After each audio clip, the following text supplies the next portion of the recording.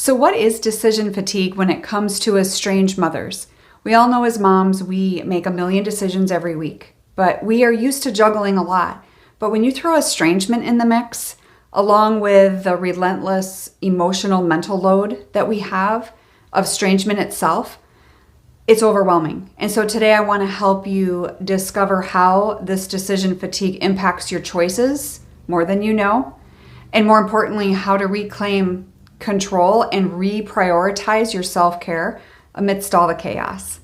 And so if you're ready to break free from all the overwhelm that is happening in your life right now, stay tuned and let's navigate this path so you can be anchored in purpose and peace, which I know ultimately is what we all want, right?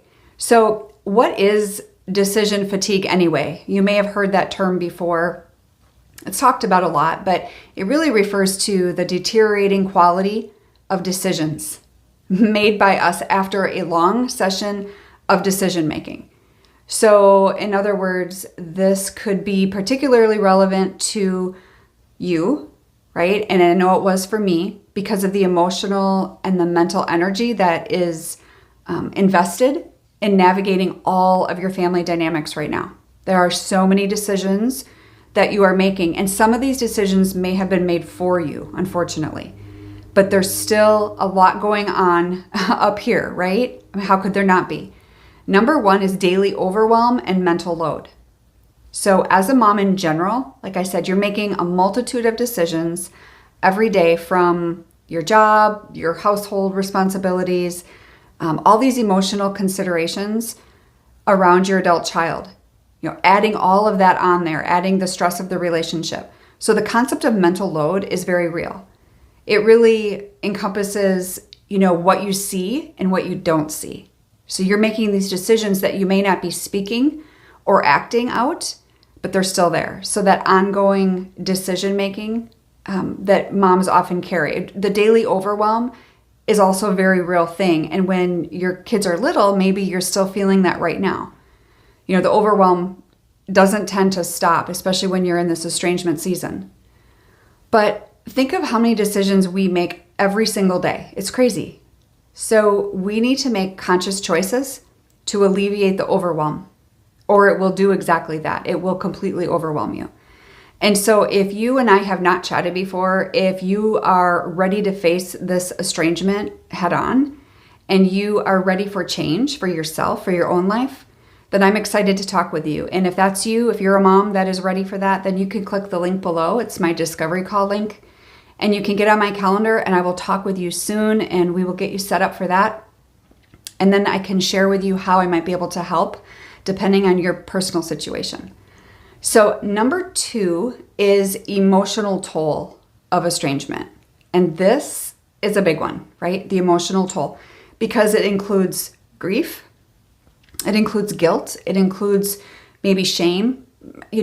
All these ongoing emotionally charged feelings are very heavy, obviously, to carry. So these particular types of emotions are, in my opinion, take a lot more of our physical energy than some of the others, than some of the actual physical ones.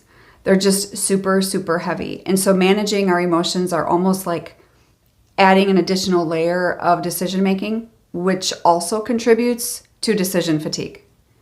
So what we need to do is recognize and process that these emotions are there, and we need to process them in order to reduce the impact on our lives. So you may think they're completely separate, but they are having a huge impact on your life as well by not dealing with them. So number 3 is decision making in estranged relationships. So if you are estranged from your son or your daughter, you're having to make decisions on communication around boundaries, possibly if you're semi-estranged or the communication is rocky, you're having to make those decisions probably on a daily basis for some of you. Maybe you're not having to consider the day-to-day, but the thoughts are still there. So we need to find that balance between maintaining hope for reconciliation, which we always have, and making decisions based on the current reality. I talk about reality a lot, not because we like it, but we have to live in what is real for us today. And it doesn't mean there's no hope for tomorrow.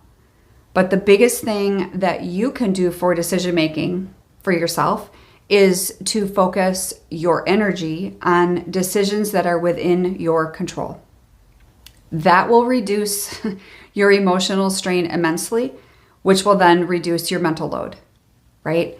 So it's continuous for sure. Number 4 is impact on self-care. Talk about this a lot because it's so important. But decision fatigue can also hinder our self-care practices that we have. And if we don't have one, we definitely need to get one set up, because we end up neglecting our own personal well-being, and not just physically, but right, we know it's emotionally too.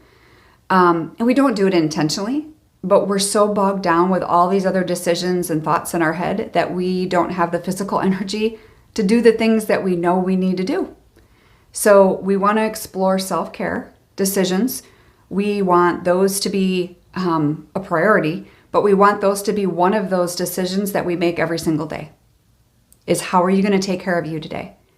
So incorporating those decisions into our routine, even during the moments of this decision fatigue, where you just feel like you have nothing left.